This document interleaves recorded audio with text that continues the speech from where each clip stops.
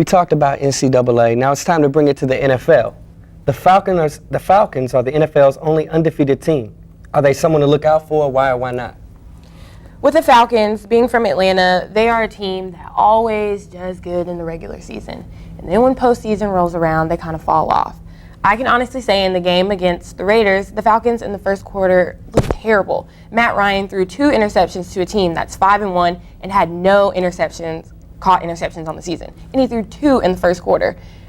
If they were playing a team that was a little bit stronger than the Raiders, they would have lost that game and they now would be 6-0 right now. Matt, thoughts and opinions? I agree. I disagree. I think Falcons are where they need to be, and they continue on like the season they're having, despite what Adrian just said about the past game. I think it's just one of those games you have an off game, but it's always room for improvement. That's why we have film tests. That's why we have practice. You see what you did wrong, you go back and you execute for the next game. All right, Coach, are the Falcons a real deal, or is it just kind of dumb luck that's going on right now? I don't think it's dumb luck. I think they're the hottest team in the NFL right now. But I think, with the game against the Oakland Raiders, sometimes pros take days off and don't play as well and don't show up as we're knowing that the competition is not as strong as it has been. So, but right now they're the hottest football team in the league. But like she said, I don't see them, going a Super Bowl team right now. I think they're got some more to go before I'm convinced that they'll be one of the final 2 teams at the end of the season. Okay, so we've talked about the Falcons. In y'all's opinion, who are some other teams that we need to be on the lookout for? The Baltimore Ravens right now, they're looking really good, and the Texans. Those are the only 2 teams right now that I can honestly say that are teams to look out for. Other than that, everybody else is just kind of up in the air right now. Just looking at records, not really going by, the schedule or anything like that. I'm going to go Chicago Bears sitting at 4-1. New York Giants at 4-2. You got to take into consideration. Bears and Giants. You got to take into consideration. Look at the record. That says a lot. You got the fourth quarter closer and a tough-nosed defense. Yes, sir. Okay, Coach, thoughts and opinions? My team right now, you can't go against the Giants right now. Okay. They're proven. Their season always happens, just like you said. I mean, they're 4-2 right now. They know how to keep the pace, and then I think Eli Manning and that football team really knows how to turn it on because they're the most disciplined team in the NFL to me, I think, and that's why they're the best team right now in the NFL. Okay, so with that being said, the Ravens themselves are 5-1. Do y'all see them falling off? They fall off. You know why? You know what just happened. The star franchise guy's gone for the year. He's like he just holds the team. He molds the team. He's the heart. He's the heart of the team. Ray Lewis is done, and I don't know where they go from now. I don't know. I mean, having your 2 big defenders, you're losing them. You're going to have to, the offense is really going to have to work to keep that defense off of the field. So now you're going to have to go in and have these guys pretty much revamp their offense because Ray Lewis, like you said, and cornerback Ladarius Webb is out too. So it's like, these are 2 people that were leading them defensively. Now what do you do now? Right. Back to the drawing boards. Right. Being an athlete and a coach, what does that do to the team dynamic when you lose not just your star defensive player, but arguably the heart, the glue that holds your program together? Ray Lewis is one of the best leaders in the history of sports, period.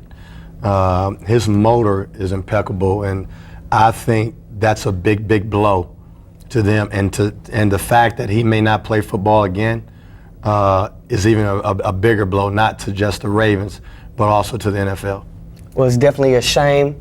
And one thing is for certain, there is a whole lot of good football to be played yet this season. Keep it locked, and when we return, we will be bringing you some college hoops.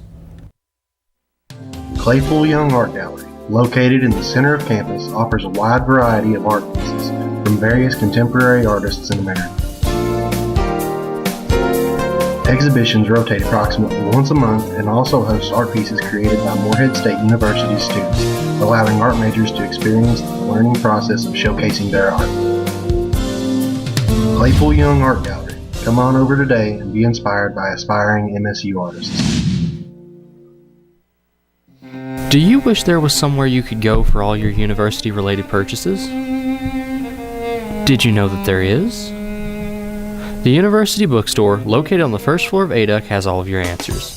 They have school supplies, art supplies, university apparel, and of course, textbooks.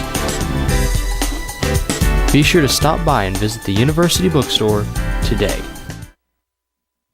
Welcome back, and it is that time of the year. Once again, I feel like a kid at Christmas. College basketball.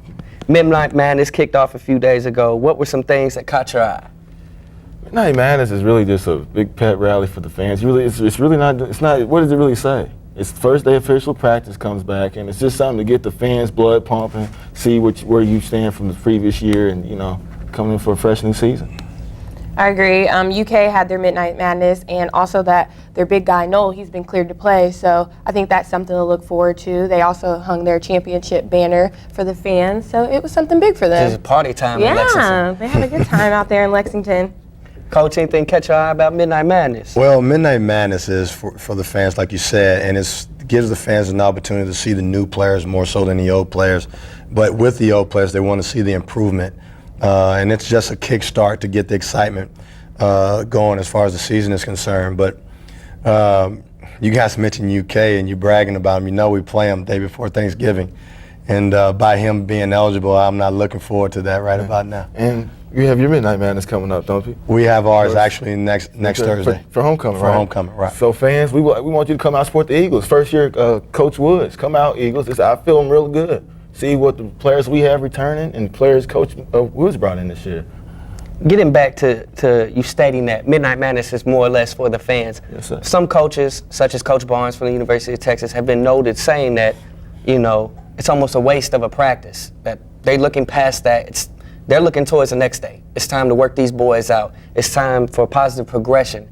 Do you agree or do you disagree? How does this affect? Because, if your fan base is happy, technically it helps the team. It's just a pep rally. It's like I said, just getting your blood pumping. It's not like we're going out hard, intense, 40-minute game. We're just out there showing the fans the returning and the new freshmen. That's all it is. There's nothing wrong with it, Coach Barnes. What's the big deal about Midnight Madness? A little pep rally. That's Okay. pretty much all it is, and a little scrimmage. So with the approach of season, who are some players in particular that you guys are anxious to see? I really don't have none. I like to just approach the season, just seeing who we have that came in, and then see the improving players from the following year. Off the top of my head, I'm not going to just go by these big 5-star McDonald's, because let's be honest, a lot of times they come in, we hype them up, and then they don't even live up to be the hype. So I'm not even going to name no players I'm looking forward to seeing. I'm just ready to see the season begin. All right, Adrena? I agree. I'm ready to see what UK does. I want to see if they can come back and feed off of what they did last year, if they're going to come in and win another national championship or be another contender. Another team, Kansas. Kansas, they're always a top contender, and I'd like to see them too. So I think that those are some teams that I'm actually really excited to see out on the court this year. I'm going to throw this out there, and it's not just because this great man is on this panel with us today. I'm anxious to see Milton Chavez. The man he's a scrapper. We seen it last season. The man can jump out the gym. I've spoken to him numerous occasions. He wants to play. He's ready to get better. He has a lot of faith in the team, so I'm anxious to see where Moorhead goes. Coach, your thoughts? Well, I think Milton Chavez has made tremendous strides from the time we got to coach him at the beginning of the summer to now. What you saw last year is just a bit of how good Milton Chavez is going to be this year. He's going to switch positions for me this year. He's not going to play a lot of the floor. He's going to play a lot on the wing, where his ball handling is gotten a lot better. He's shooting the ball a lot better with confidence. So you're going to see not only him, but all the returning players from last year has improved. The biggest improvement, the two biggest improvements thus far were three. Milton's one of them, okay? Devon Atkinson is one of them, okay? And the major improvement, if everything continues to go the way it's going right now, Khalil Owens may be the most improved player in the OVC. Well, one thing is for certain, y'all keep your eyes out for Moorhead State, because we ain't done. You keep it locked, we're going to be talking a little NBA. All that we are is the result of what we have thought. The mind is everything. What we think, we become. I'm Tony Hobbs, host of MSPR's new show, Good Vibes. Each week, I'll be sifting through hours of material to bring you the best in adult alternative music. You can expect to hear from bands such as Coldplay, Mumford & Sons, The Kicks, and much more. Good Vibes, Mondays from 7 to 10 p.m. on Moorhead State Public Radio. For students pursuing a career in the medical health field, come check out the new MSU Share Building. The Share Building is located right below St. Clair Hospital on Fleming Avenue.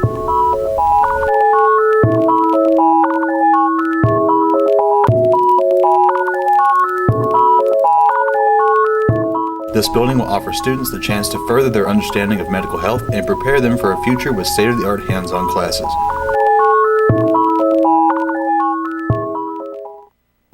Now it's time to talk about NBA basketball. What are some things we can expect this season? Of course, you're going to expect the Miami Heat to come out hungry this year. LeBron James finally got over that hump, won his first ring, so now I think he's going to come back more hungry than ever. I would like to see Miami Heat come out and do it again. Everybody's saying, oh, the Lakers are going to be good. They got Dwight Howard. I just don't see it falling in place for the Lakers again. But I do think that the Miami Heat will come out and they will be better than ever. Okay, Coach? The Miami Heat is the team to beat, no doubt about it. They returned everyone. They made a couple good trades. But I think that the Lakers is going to be there at the end because of the trades. And I think now Kobe has another dominant center in Dwight Howard like he had Shaq. And also he's got a point guard in Steve Nash also. So it's going to be very, very interesting. So those are two top teams. But my favorite team, just because I helped raise this kid, is the Boston Celtics and Rajon Rondo.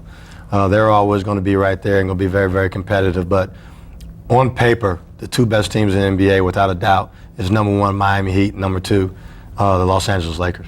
Okay, Matt, pick a standout rookie and explain to us why. I got to go with the player that we expect to be next, that should be the next big thing, or at least they think will be the next big thing, which probably be number one pick, Mr. Anthony Davis. 6'10", 220, plays has the guard skills, but is a big man and is an excellent defender. I mean, I want to see, is he going to be the next big thing? We comparing him to your Tim Duncans, your Kevin Garnett's, but it's either put up or shut up now. You got some, on paper, I think they probably got the best draft picks this year with Austin Rivers and a couple others. So let's see what you can do. I'm going to have to disagree. I'm going to have to throw out Damian Lillard, the Weber State point guard. Well, he had the best summer league. I agree. Let's just be honest. 24.5 points per game, 4 assists, 5 rebounds. He's known as a scoring point guard, but people forget at Weber State, name 2 people he played with worth passing to. Don't worry, I'll wait. That's what I thought. So 4 or 5 assists on a team like that is not bad at all. He's a willing passer, and I feel in the NBA, that's one thing that needs to be noted. Now, we've talked about these guys, and Damian Lillard's going to show up. Your boy, I'm just going to put it out there. But who may be some surprise teams as a whole? I think the Hornets are going to make some noise this year because they do have Anthony Davis and Austin Rivers on the same team, and I think that's going to be a good combination there. Now, I'm not saying the Hornets are going to come out and surprise everybody and be this winning team, but I think that people are going to know who they are this year just a little bit more than normal. All right, Matt? I'm gonna throw a curveball on you. I'm gonna go with the Brooklyn Nets. You got Darren Williams, and arguably one of the best point guards in the league. You add addition with Joe Johnson from the Hawks, and an up and coming guard with Marshawn Brooks, second year shooting guard. I think they might be much improved this year. All right, Coach. They'll be very, very exciting, and the hype in Brooklyn will be big time. I mean, I think the atmosphere there would be very electrifying. But one of the sturdy teams and a team that's just a grimy team and is going to be there at the end, especially a playoff team, is going to be the Indiana Pacers. They're a team that's fundamentally sound, tough defensively, is going to just grind it out offensively. They're a team that nobody's going to talk about, but will be a tough playoff team. Too bad about the Chicago Bulls. I thought that they would be the team coming out of the East this year that would contend with the Miami Heat, but because Derrick Rose probably won't be back this whole season, it'll be tough for them to even make the playoffs. But my underdog, as far as being a tough team that nobody's talking about, is the Indiana Pacers. Well, it definitely looks like we're about to have a great NBA season, a lot of what-ifs, a lot of who-coulds, and we'll definitely stay tuned to see who shows up, who doesn't show up, and whatever happens from there. When we return, it's time to wrap with Coach Woods. Keep it locked. We'll be back with more MSU Sports Circle.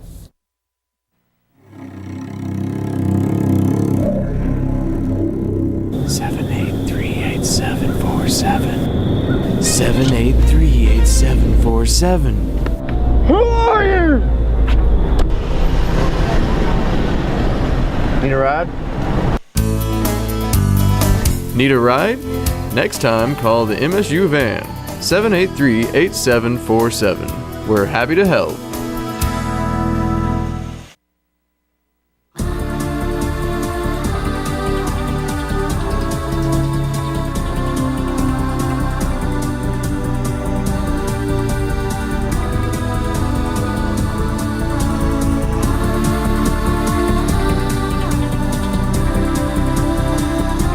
At the Morehead State University Recreation and Wellness Center, have the time of your life getting in shape. Free of charge to all students. It is now time for the segment that all of you have been waiting for. We do have Coach Woods on the show today. We have a lot of questions, a lot of what ifs, and I'm sure y'all would love to tune in. Adrena, go ahead with the first question. Recently, you guys just started your first practice. I just would like to know what you guys did in the off season to prepare for this first practice and to prepare going into the season. We try to implement our system of playing fast. And in order to do that the way I play, I give my guys a lot of freedom to make plays. So the main thing we had to do was get them in great shape, number one. And the main thing was to increase and improve their skill level. And the returners will be different from what you've ever seen at their career here at Morehead State. And then we've got some newcomers that can be some guys that can go down in history as some of the best, most talented players that ever play here at this university. So that's what we did, you know what I'm saying, from the start, from day one. Well, you say you got some players that incoming freshmen could be some of the players we ever seen in Morehead history, right? Well, yeah, and I have some junior college kids that are pretty good too. Well, tell me a little bit about them. Well, first of all, we have a big kid. We call him Snowman. He's Chad Patham is 6'11", about 275, big time body. He's not a stiff. Has a chance to be really, really good. Don't like any other size in the OVC. He's very, very talented. The other kid we brought in, that's going to be a senior that came with me from Mississippi Valley, is a Jason Holmes, 6'9" kid, lefty who really, really runs the court. Great rebounder and shot blocker.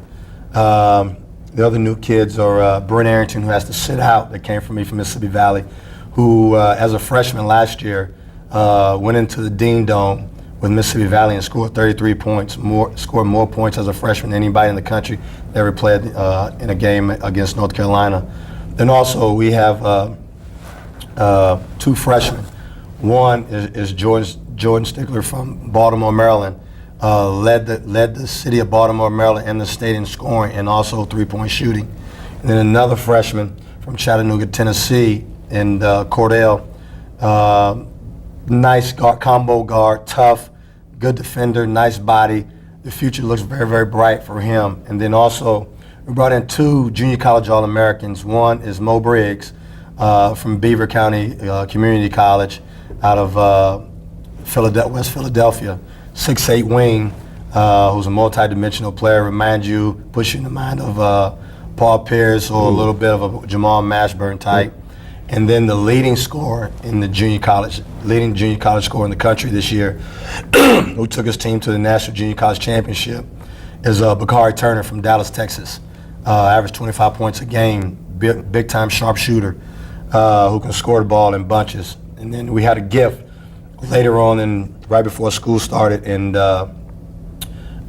Jared Stokes from Atlanta, big time scorer, one of the best shooters I've ever been around. Whoa. And then also we brought in a 6'2" point guard who's very, very talented. Got to find his way a little bit, but once you do, you better look out.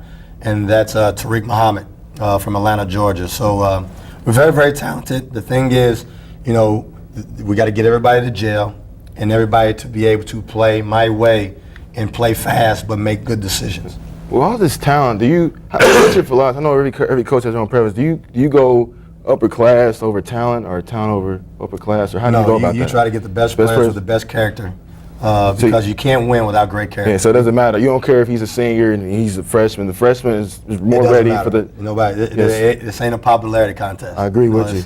You know, you put the best players out there at the best time, but the unique thing about us is we are able to play a lot of combinations depending on who we're playing. So, you know, sometimes when you look down that bench, it's like looking down Elm Street. But now, you know, there's 15, 16 guys that we can go to at any time that we can get big time production out of. So that's a major, major plus. And I owe credit to my assistant coaches from going out because, you know, you get the job and, you know, there's a lot of guys that aren't available, but we were able to be patient and dig out, you know, the most talented guys that was out there at that particular time. Do we have a starting five set yet? Not right now, we Not don't. yet? No, we're still just seeing what's out there. We're still figuring it out. Yeah. Well, one thing is for certain, we will all be on the edge of our seats. We here at MSU want to welcome you It is an honor to have you here on this show and at this university, and we look forward to watching what you do with this team. You keep it locked. We have more Coach Woods and closing segments.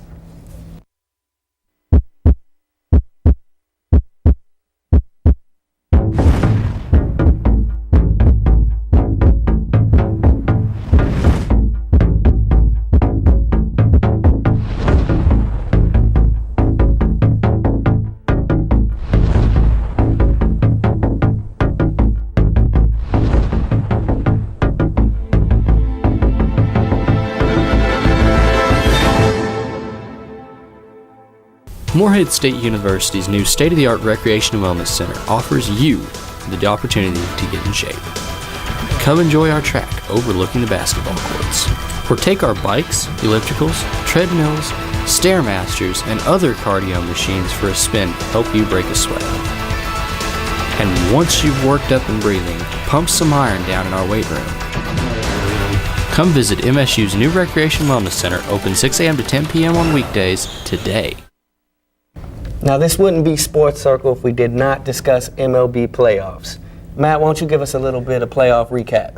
Well, 4 teams left, one in the American, one in the National. New York Yankees, Detroit Tigers, San Francisco Giants, and the St. Louis Cardinals. Tonight could be the closing chapters for the Yankees, I have to say. Down 0-3 against Detroit. Derek Jeter went out with a fractured ankle. I don't know. It might be it tonight. I just don't know. I kind of hate that too because the Yankees on my team and A-Rod struggling. Derek Jeter, who's been my favorite player for a long time, is out. So I hate to see, the Yankees are the epitome of postseason play in baseball. And to see them being dominated like they have been because of injuries and so on and so forth leaves a bitter taste in my mouth. But I got to go with the St. Louis Cardinals right now. I think they're a tough team right now, and I got them to defend. We're going to defend. I think so. We heard about the Cardinals, Matt. You on the Cardinals bandwagon? Did they win it last year?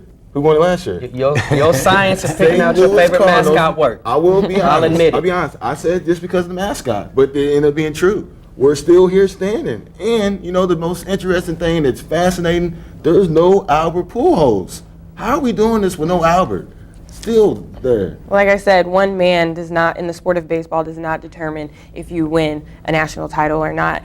In baseball, it's many factors. You have to have a good pitcher. Your defense has to be solid. Everybody has to be hitting. There's so many factors in baseball, and I'm sorry, Albert was just not the main factor why this team was winning. Speaking of superstar players, Adrena, I know this hits a little close to home, but the retirement of Chipper Jones.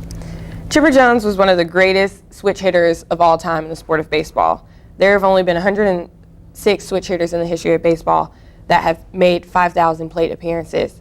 And Chipper Jones was one of the only ones to hit over 300 and better from both sides. He had 2,724 career hits, 468 home runs. He was the #1 draft pick for the Atlanta Braves, and he was with that team all 19 seasons that he played. The day that Chipper Jones walked on the field, the sport of baseball lost a great. And I can honestly say, I don't know what it would be like to watch the Braves without Chipper Jones, but he did well for this team, and he will truly be missed. All right, Coach, quickly, your thoughts on the retirement of Chipper Jones? Well, I'm impressed with him. What makes him great is his longevity. You don't get to where you don't reach the accomplishments that he's reached on both sides of the plate without playing for a long period of time. And that's a tip to him because of, you got to be able to he's got great discipline. Okay. In order to play that long, you got to have great discipline. You got to be able to take care of your body and things like that. And he's done that, and he's been the epitome of what baseball is. Well, shout out to Chipper Jones, and we'll be right back with more MSU Sports Circle in the following weeks.